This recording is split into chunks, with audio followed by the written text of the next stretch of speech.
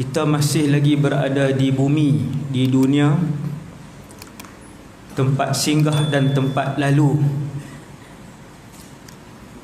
Sampai satu masa kita akan berhenti untuk satu tempoh masa yang sangat panjang, yang tidak dapat dijangkaui oleh kemampuan akal kita. Selepas dunia, kita ke barzakh. Selepas barzakh yang mencabar, alam yang selepasnya lebih mencabar, iaitulah mahsyar. Kata para ulama, di mahsyar tempoh paling singkat, paling pendek, saya dan kita semua akan berdiri di mahsyar selama 50,000 tahun. Paling sikit. Hasbunallah wa ni'mal wakil. Kemudian manusia hanya ada dua pilihan, tidak ada yang ketiga. Dua sahaja. Negara yang pertama, pilihan yang pertama, dia akan menjadi warga negara syurga selama-lamanya. Pilihan yang terakhir ialah dia menjadi wal'iyadzubillah warga negara neraka selama-lamanya. Bolehkah nak mohon dengan Allah, ya Allah, nak duduk yang ketiga, pilihan yang ketiga? Maka jawapan yang telah diberikan oleh Allah Subhanahu wa ta'ala ialah, ketika itu saya dan kita semua, termasuk semua umat manusia yang pernah hidup di atas muka bumi Allah ini, ada dua pilihan saja. Sama ada kamu ahli syurga ataupun kamu ahli neraka, wal'iyadzubillah. Malam ni tajuk syurga. Nabi sebut, apabila kamu memohon kepada Allah, mohon ni bila tuan-tuan mohon? Selepas jumpa dengan mungkar nakir boleh mohon? Tak boleh mohon. Tidak ada lagi permohonan. Selepas melihat arasy Allah di padang mahsyar boleh memohon? Tak ada mohon. Tidak ada permohonan. Apabila Nabi sebut permohonan, ia bermaksud kehidupan kita malam ini, sekarang ini, ketika tuan-tuan berada di dalam rumah Allah, sedang melihat saya bercakap. Di sinilah akan ditimbang atau ditolak, diterima ataupun dibuang amalan dan permohonan kita. Sini Nabi kata, kalau minta dengan Allah, minta Al-Firdaus.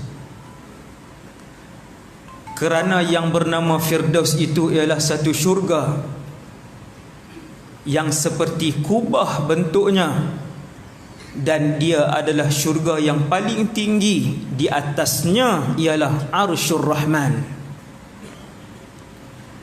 Di atas Firdaus tak ada makhluk kecuali satu, iaitu Arsyur Rahman, Arash. Maka Firdaus ialah syurga para nabi dan rasul. Satu orang sahabat tiba-tiba sedih. Sahabat ni, muka dia sedih, menangis. Kehidupan macam kita biasa, ada anak, ada isteri, ada pekerjaan. Maka Nabi berjumpa, Nabi tanya, mali araka mahzuna, kenapa nampak sedih? Dia tunduk, dia kata, ya Rasulullah, hari ini saya masih boleh melihat dan memberi salam kepada Rasulullah. Hari ini saya masih boleh hidup dan tinggal dengan Nabi sallallahu alaihi wasallam. Satu hari nanti, ketika mana para nabi dan rasul pergi ke syurga Firdaus, maka kami akan kekal di syurga yang bawah. Tidak lagi boleh untuk aku melihat, tinggal dan menatap wajahmu ya Rasulullah sallallahu alaihi wasallam. Sedih. Sedih sahabat sehingga diketahui Rasulullah. Gusar dan risau sahabat. Termenung sahabat, mengalirkan air mata sebab fikir satu hari nanti tak boleh dah duduk dengan Nabi. Sebab syurga kalau beza satu tingkat, kita duduk tingkat 80, kawan kita duduk tingkat 81. Nabi sebut, ketika kamu berada di satu tingkat, melihat tingkatan syurga yang di atas kamu, seolah-olah kamu berada di bumi dan kamu sedang melihat satu gugusan bintang yang jauh di ufuk timur sana. Satu tingkat. Seolah-olahnya kamu berada di atas muka bumi dan kamu melihat kumpulan gugusan bintang yang jauh di ufuk timur ataupun barat, kata Nabi. Itu tingkat 2. Itu tingkat yang seterusnya. Maka sahabat kata, ya Rasulullah, kalau kami ada di bawah, dah tak boleh duduk dengan Nabi. Nabi diam, tak jawab. Nabi pun balik. Dan kemudian datang Jibril alaihi salatu wassalam. Jibril pun datang. Lalu Jibril pun turunkan satu ayat Quran kerana meraihkan perasaan sahabat yang sedih ni.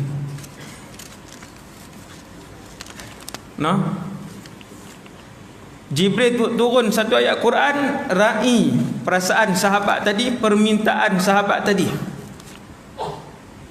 Sesiapa yang mentaati Allah dan Rasulnya,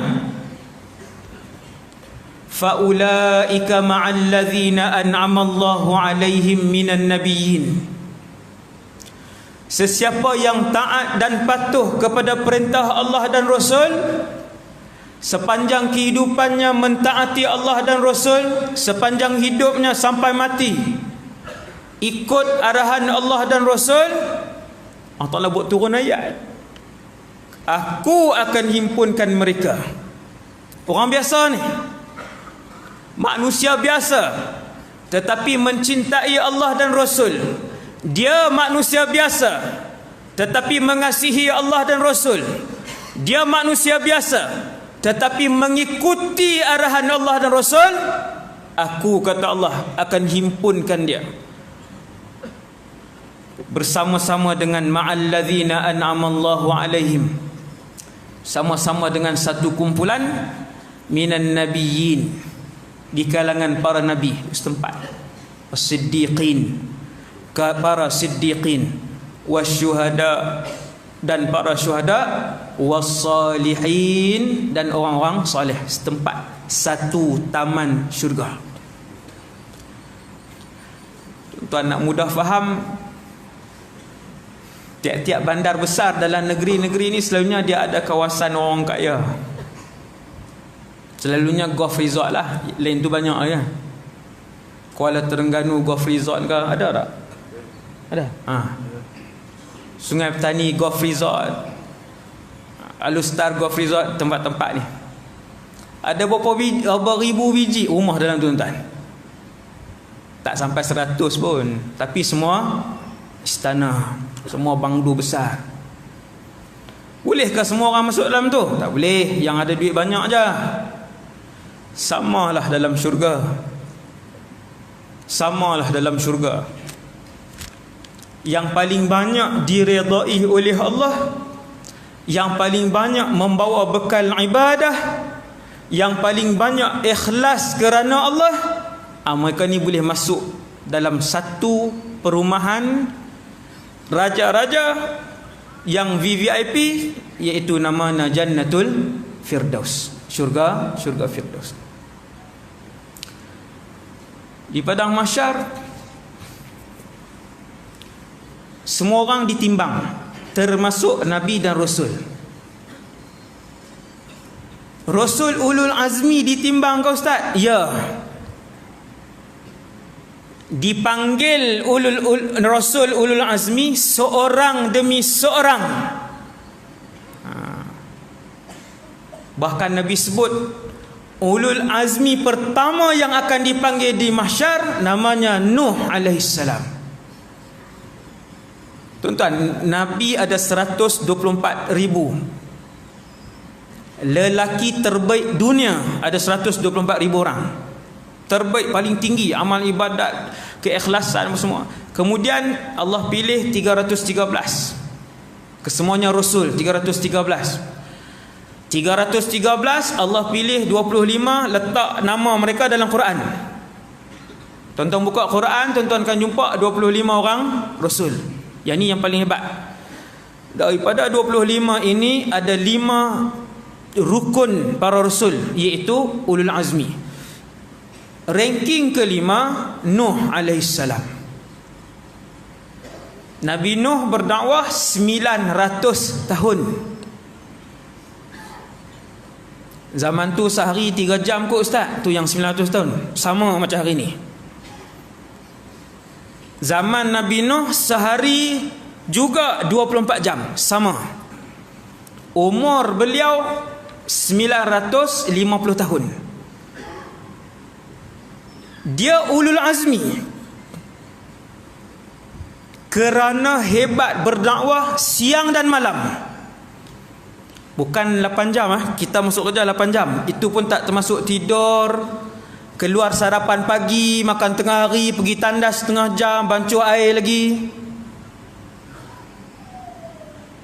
Banyak Nabi Nuh sebut dalam Quran lailan wa nahara. Da'autu qaumi, siang dan malam. Aku berdakwah siang sampai malam. 900 tahun. Yang masuk Islam tak lebih 100 orang. Allahu Akbar. Sabarnya. Allah panggil Nabi Nuh alaihissalam, buka buku amalan kamu. Ditimbang Nabi Nuh. Wala nas'alannal mursalin. Para rasul pun kami akan soal. Maksudnya ustaz, Nabi Musa disoal? Ya. Nabi Isa disoal. Subhanallah. Tiba-tiba, ni semua orang tahu. Yang ni semua orang tahu, saya pernah sebut di sini, saya nak sebut cara laju. Tiba-tiba di kalangan umat Nabi Muhammad sallallahu alaihi wasallam dipanggil ke hadapan. Selesai para rasul ni ditimbang, dipanggil umat Nabi Muhammad. Kata Rasulullah, nahnu sabiqunal awwalun. Di mahsyar kita didahulukan oleh Allah. Kerana siapa? Kerana kasih Allah kepada Muhammad sallallahu alaihi wasallam. Orang yang paling mendabik dada di mahsyar ialah mereka yang paling dikenali oleh Rasulullah dan yang paling rapat dengan Nabi sallallahu alaihi wasallam di mahsyar. Siapa yang paling Nabi kenal, yang ni yang paling mulia di mahsyar. Maka kata Rasulullah, umat aku dipanggil ke hadapan, lalu Allah Subhanahu wa taala mengarahkan, sebelum ditimbang amalan pertama umat Nabi Muhammad, lalu Allah arahkan asingkan 70,000 orang di kalangan umat Muhammad. Mereka masuk syurga tanpa hisab, tak buka buku. Subhanallah. Tidak ditimbang bermaksud satu hari pun tidak dinilai amalan dia. Allah Ta'ala tak perlu tengok. Allah Ta'ala kata terus masuk syurga. Terus masuk syurga. Subhanallah. Tuan-tuan tak minta setiap hari? Bukankah itu permintaan tertinggi? Kurniakanlah kami ya Allah redha syurga Firdaus tanpa hisab dan azab. Berdoa, sebut di mulut. Berapa ustaz? Sekerap yang kamu mampu, setakat yang diizinkan oleh Allah. Ada orang tuan-tuan 1 jam sekali Allah gerakkan bibir dan hati dia untuk menyebutkan doa tu. 1 jam sekali. Siapa yang gerakkan hati dan mulut dia? Allah. Sebab Allah kasih kepada dia, Allah sedang memilih dia untuk menjadi ahli syurga. Maka mulut dan hati dia tak pernah lupa. Allahumma inni as'aluka al-firdaus duna hisabin wala azab. Kemudian masuk syurga. Ahli syurga lah ni, cerita syurga ni. Kumpulan yang kedua ahli syurga ialah apabila dia dipanggil, ditimbang. Buka buku amalan, lalu dihamparkan di hadapan dia. Manusia di dunia suka untuk menafikan kesalahan dan dosa yang dia buat di hadapan orang. Walaupun dah terbukti salah, kita panggil dia, tanya buat yang ni, tak buat. Padahal dia buat. Kerana sebab itulah Allah merakam perbuatan kamu, supaya nanti bila panggil di mahsyar, dia tetap nafi. Kemudian bila dia tengok, habis. Bacot, dia lihat Allah Ta'ala tayang ni, tak boleh kata apa. Dia mula mengaku, sampailah kesalahan dia yang terakhir. Orang yang baik ditimbang dengan laju. Orang yang baik, orang soleh, ditimbang satu persatu, hari demi hari, jam demi jam, minit demi minit yang dilakukan oleh dia. Subhanallah. Setiap minit. Tapi disebabkan dia orang soleh, tak banyak dosa dia dengan Allah, tak banyak dosa dia dengan manusia, tak banyak dosa dia dengan makhluk lain, maka laju. Orang Cina kata cincai. Cincai Cina kah? Ha? Tak tahulah, di Kedah kalau kita pergi kedai kan, nak minta kurang, dia kata cincai lah. Cincai tu dia bagi kurang lah. Orang soleh ni dimudahkan oleh Allah. Habis timbang, amalan baiknya lebih banyak, lalu diberikan kembali buku amalannya ataupun keputusan penuh. Keputusan penuh untuk dia tengok ahli apa dia. Maka kalau dia ahli syurga, fa amma man utiya kitabahu bi yaminih fasawfa yuhasabu hisaban yasira.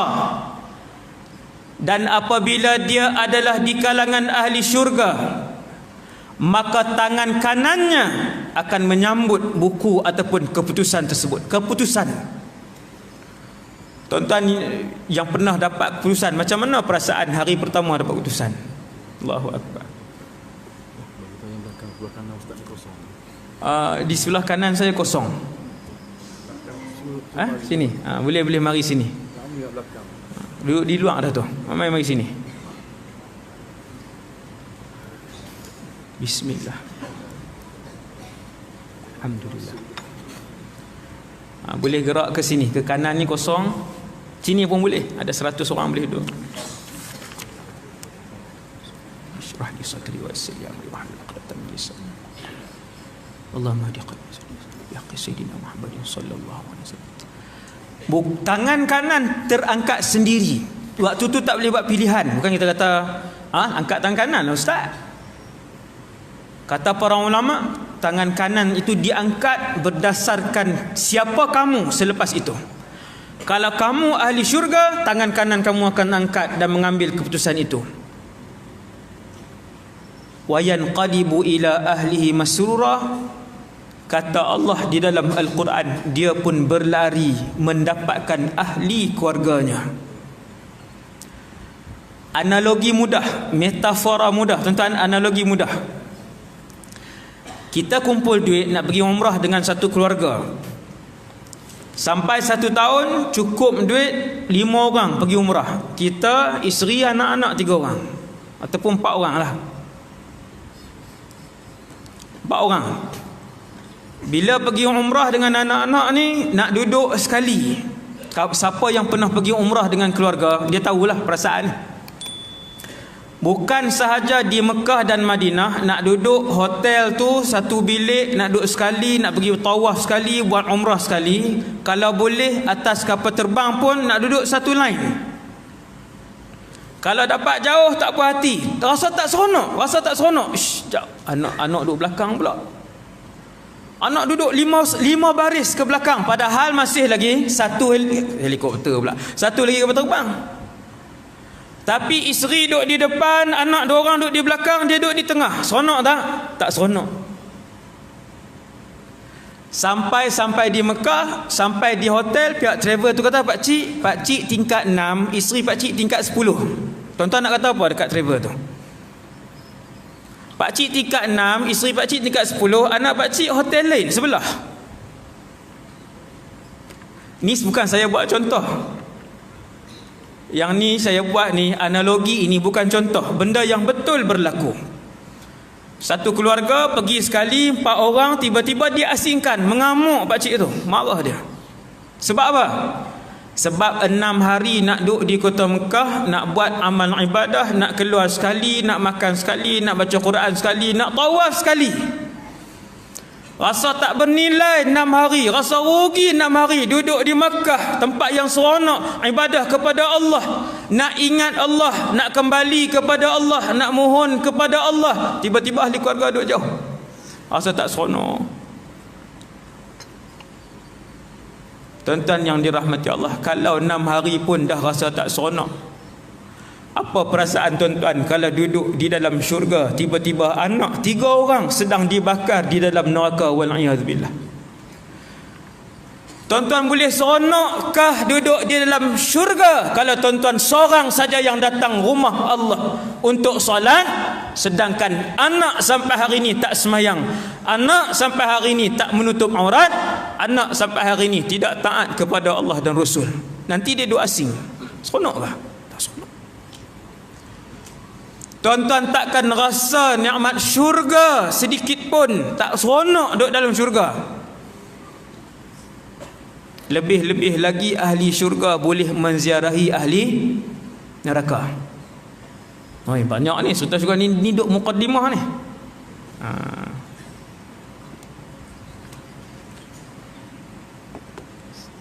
Saya sekejap ya, saya risau. Subhanallah. Ahli syurga boleh menziarahi ahli neraka. Tuan-tuan, orang pertama yang kita ingat bila kita masuk syurga siapa tuan? Siapa? Kita malam ni dalam masjid ni, dalam masjid ni, ayah ke, atuk ke, anak ke, ibu ke, kakak ke, adik ke. Bila kita masuk dalam syurga, manusia pertama, kedua dan ketiga yang terus kita fikir siapa? Kita fikirkan ayah dan ibu kita. Yang kedua, isteri dan anak-anak kita, ahli keluarga kita. Mencari-cari kita di dalam syurga, yang tu yang akan berlaku. Memang itu yang akan berlaku. Memang itu yang akan berlaku. Kerana kehidupan syurga adalah seperti mana perasaan dan kehidupan tuan-tuan malam ni. Dari segi apa? Bukan semua segi. Dari segi kalau tuan-tuan minum, air tu boleh mengalir masuk di sini dan tuan-tuan rasa kesedapan air tu. Macam tu, sama. Dari segi tuan-tuan melihat pada malam ni, melihat dalam syurga juga tuan-tuan akan melihat dan bernafas. Sama.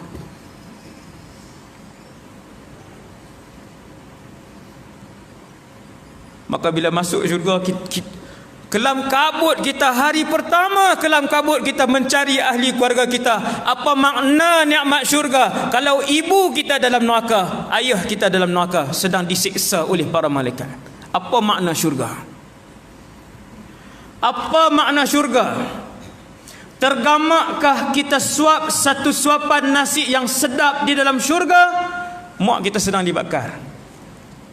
Kita tak suap tuan-tuan, kita akan termenung duduk. Maka dengan sebab itu Allah sebut dalam Quran, qu anfusakum wa ahlikum narah. Wahai orang-orang yang beriman, pelihara diri kamu, wa ahlikum, dan ahli keluarga kamu, daripada api neraka Allah. Kalau kamu solat, kamu mesti kerah seluruh ahli keluarga kamu untuk solat. Kalau kamu datang belajar ilmu agama, kamu mesti kerah seluruh ahli keluarga kamu untuk datang belajar ilmu agama. Mesti. Kalau tidak, duduk dalam syurga pun duduk. Tuan-tuan, kita melihat dengan mata kita.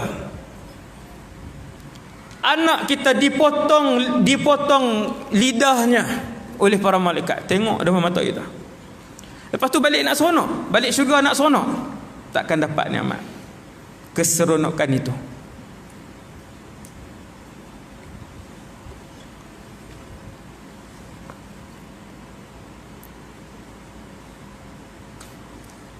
Habis ditimbang semua amalan anak Adam di atas padang mahsyar. Sebelum tu Allah Ta'ala panggil Nabi Adam, ya Adam, wahai Adam. Nabi Adam tinggi 60 hasta, lebih kurang 30 meter. Kita ustaz, kita waktu tu tinggi malam ni lah. Segemuk malam ini, sehitam malam ini, seputih warna malam ini, sependek malam ini, dan setinggi malam ini. Sama. Kalau giginya kurang 4, di mahsyar giginya kurang 4. Ini saya berani sebut kerana ada dalil yang begitu banyak. Nabi Adam 60 hasta kerana ketika dia wafat memang dia 60 hasta. Ya Adam, kata Allah, akhrij ba'than nar. Wahai Adam, keluarkan ahli neraka di kalangan anak cucu cicit kamu. Kita semua anak cucu cicit Nabi Adam. Bukan kita malam ni tuan, seluruh manusia. Semua adik-beradik. Sebab tu slipper dia, slipper kita. Itu yang pakai slipper orang tu. Wahai Adam, keluarkan ahli neraka di kalangan anak cucu cicit kamu. Nabi Adam tanya, ya Allah, di kalangan anak cucu cicit aku ni berapa orang yang ahli neraka? Lalu jawab Allah, min kulli alfin, daripada setiap 1990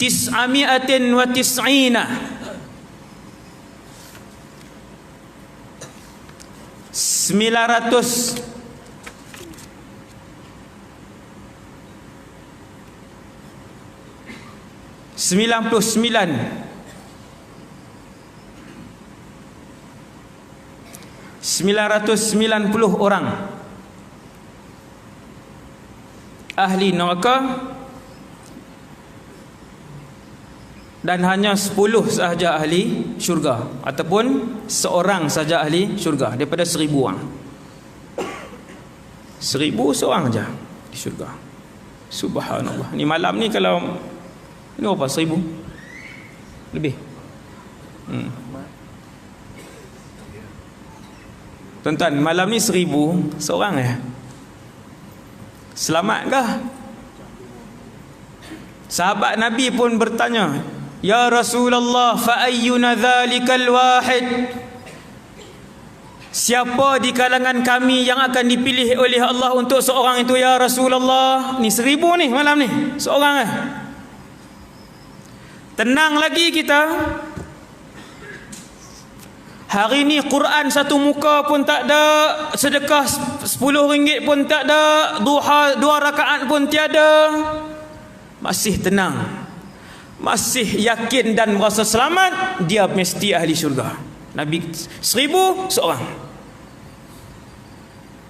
Tenang kita, subhanallah.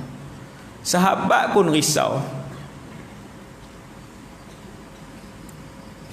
Setelah diasingkan, ditimbang, habis timbang, tuan yang dirahmati Allah, Allah Subhanahu wa taala mendatangkan satu makhluk. Nama makhluk itu, ni habis timbang. Setelah selesai ditimbang, seluruh manusia dan jin, ingat bukan manusia sahaja, seluruh manusia dan jin. Berapa banyak tuan-tuan? Kalau hari ni kita manusia saja pun 8 bilion. 7 bilion. Tak ingat dah saya. 7 bilion lebih kurang manusia, jin. 7 bilion kalau berdiri di hadapan mizan, tempat timbang, berdiri di hadapan mizan 60 tahun je. Darah. Tak payah 60 tahun. 7 bilion hari ni berdiri di depan mizan setahun untuk timbang. Timbang setahun. Hasbunallah wa ni'mal wakil. 7 bilion berdiri di hadapan mizan kerana dipanggil seorang demi seorang. Bukan timbang 1000 tuan. Seorang-seorang. Darat tuan-tuan. Darat setahun cukup. Tak payah 60 tahun lah. Darat setahun. Berapa lama tuan-tuan kena berdiri? Habis kepada yang paling akhir, Allah memanggil seorang makhluk. Dia bukan jin, dia bukan manusia, dia bukan malaikah, dia bukan binatang, dan dia bukan syaitan. Makhluk itu bernama kematian.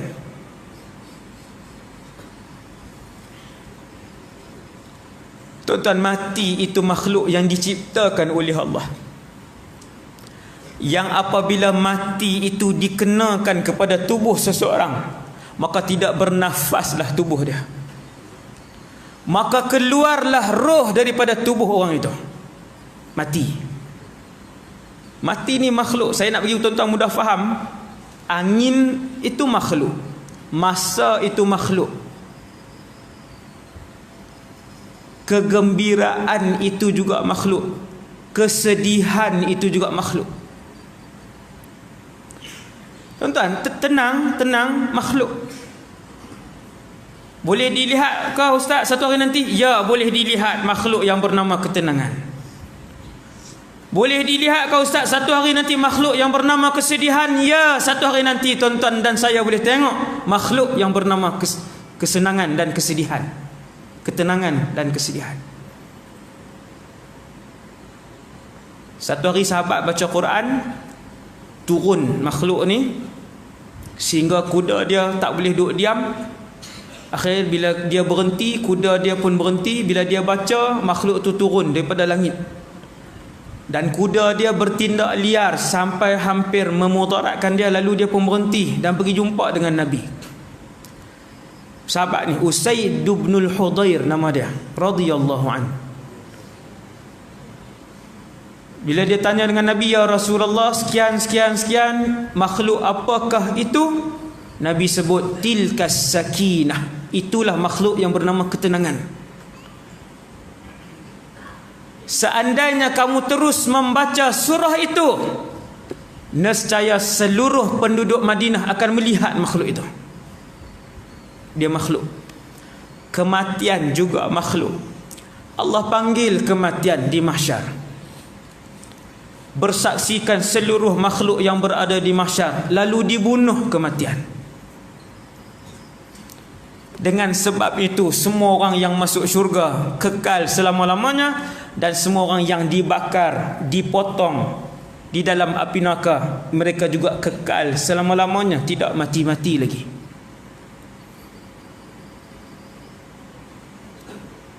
Allah panggil kematian lalu dibunuh kematian. Subhanallah. Khalidina fiha la yukhaffafu anhumul azab wala hum yunzarun. Mereka kekal di dalamnya, tidak dikurang pun azab kepada mereka, tak kurang. Ini cerita neraka.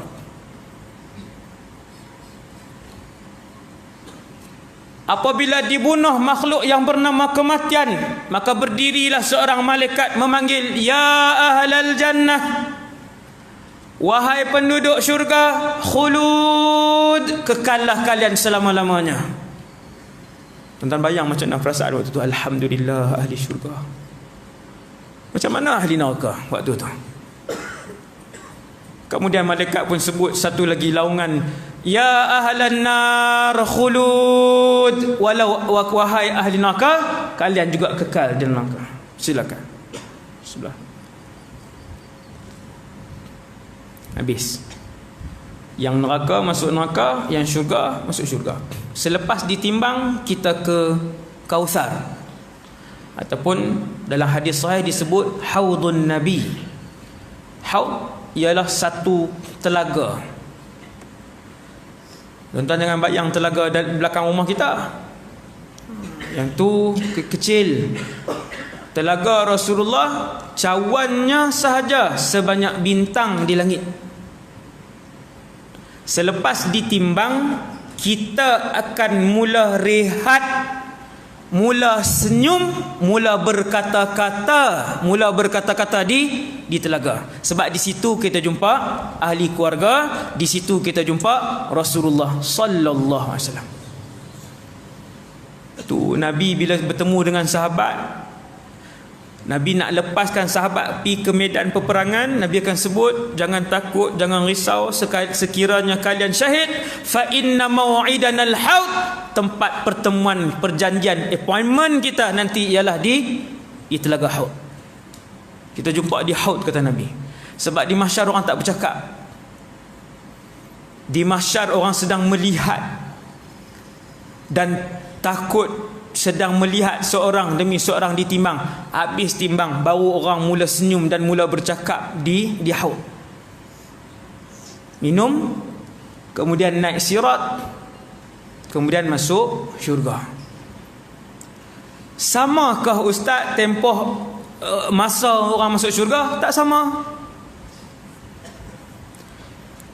Ada satu orang kawan baik masuk syurga, orang miskin. Kawan baik dia orang kaya. Dua-dua ke masjid, dua-dua pergi umrah sekali, dua-dua ke khatam Quran sekali Ramadan, dua-dua qiyam sekali. Tetapi yang seorang ini soleh yang miskin, yang seorang lagi soleh yang kaya. Lalu masuk syurga kawan yang soleh miskin tadi. Tahun pertama mencari dia kawan dia, tahun kedua cari dia kawan dia, tahun ketiga cari dia kawan dia, sehinggalah 500 tahun jarak baru ketemu dengan kawan dia soleh yang kaya. Aku ingatkan kamu sudah ke neraka Allah. Maka berkata si kaya yang soleh tadi, yang melambatkan aku ialah apabila ditimbang satu persatu harta aku yang banyak. Tak lama tuan, 500 tahun jarak. Sebab tu tuan-tuan, yang masuk syurga ni tak sama. Ada orang masuk 1983, ada orang masuk tahun 2043. Contoh nak bagi faham. Ada orang masuk tahun 30, tahun 3080. Berbeza. Banyak ustaz orang miskin, ya, qumtu ala babil jannah. Aku pernah berdiri di hadapan pintu syurga. Yang ni Allah tunjuk kepada Rasulullah mukjizat. Fa idza ammatu man yadkhuluhal masakin. Aku mendapati majoriti penduduk syurga adalah di kalangan orang-orang miskin. Majoriti. Hati-hati orang kaya. Kuota kalian sedikit.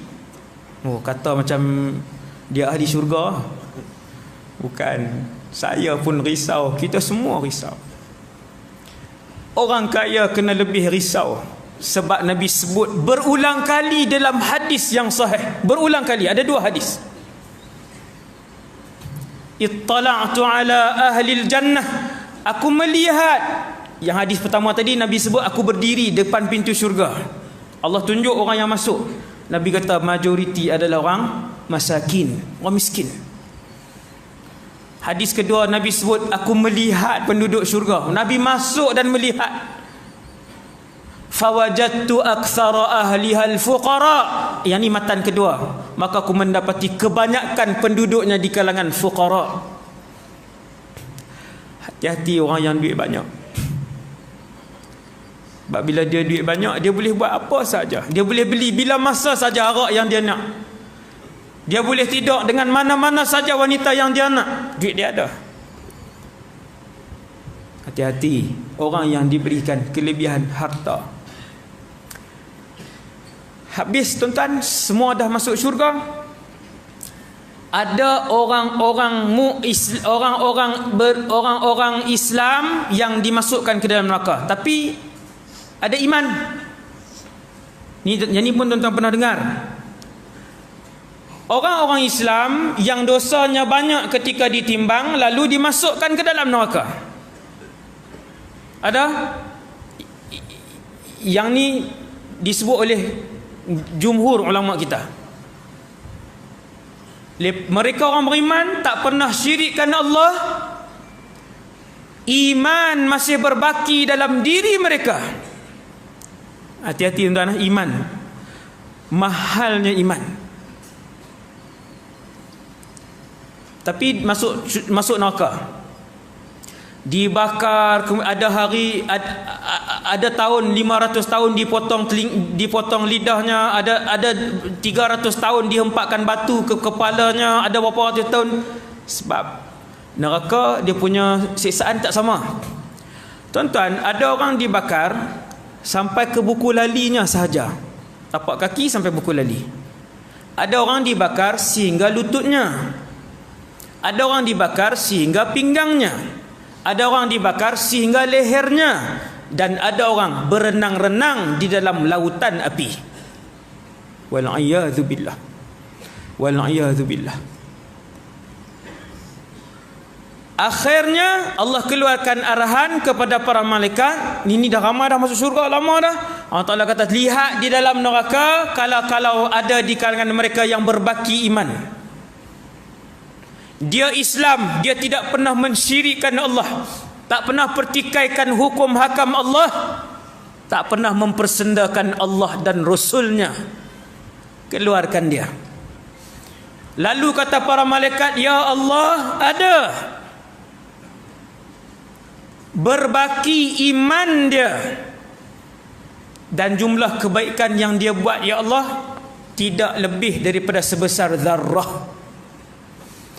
Zarrah ni tuan-tuan ambil seketul pasir. Seketul pasir, zarrah itu tuan-tuan bahagikan 1000. Pasir itu tuan-tuan bahagikan 1000, itu zarrah. Zarrah ialah yang tak boleh dilihat dengan mata kasar. Atom atau proton. Itu zarrah yang tak boleh dilihat dengan mata kasar. Seketul pasir itu tuan-tuan pecahkan 1000, itu zarrah. Ya Allah, ada yang berbaki di dalam neraka-Mu. Mereka-mereka yang berbaki iman kepadamu, yang berbaki la ilaha illallah, tetapi kebaikan dia tak lebih daripada sebesar zarrah. Allah Ta'ala kata, akhrijuh, keluarkan mereka. Subhanallah, keluarkan mereka. Tuan-tuan pun kata, selamat Ustaz, boleh juga masuk syurga. Dia lah, ingat 3 hari ke duduk dalam tu? Tuan-tuan ingat ada yang duduk 3 hari? Tu yang keluar tu tak berapa juta tahun duduk dalam tu. Sehinggalah manusia terakhir keluar daripada neraka Allah. Terakhir. Ini saya juga pernah sebut di sini. Pernah ke tak? Pernah. Manusia terakhir. Subhanallah. Tuan-tuan, di dalam hadis sahih yang lebih daripada 5 bilangan hadis itu, dia punya turuq dia, sanad dia, periwayatan dia, berkali-kali Nabi ceritakan kepada para sahabat, lelaki terakhir yang keluar daripada neraka, dia keluar, memanjat keluar. Kadangkala api neraka masih menyambar-nyambar lelaki itu. Tasfa'uhun naru marrah. Nabi sebutlah hadis tu. Kenapa saya sebut kataan panjat? Sebab neraka itu rupa fizikalnya ialah dia bergaung. Neraka dia dalam bergaung. Kedalamannya ialah kalau malaikat baling batu daripada atas, selepas ribuan tahun batu itu akan sampai ke landasan di bawah, lantai di bawah. Kalau macam tu gelap lah Ustaz. Memang gelap. Tu cerita neraka tuan. Tu another 2 hours. Tu 2 jam lain pula.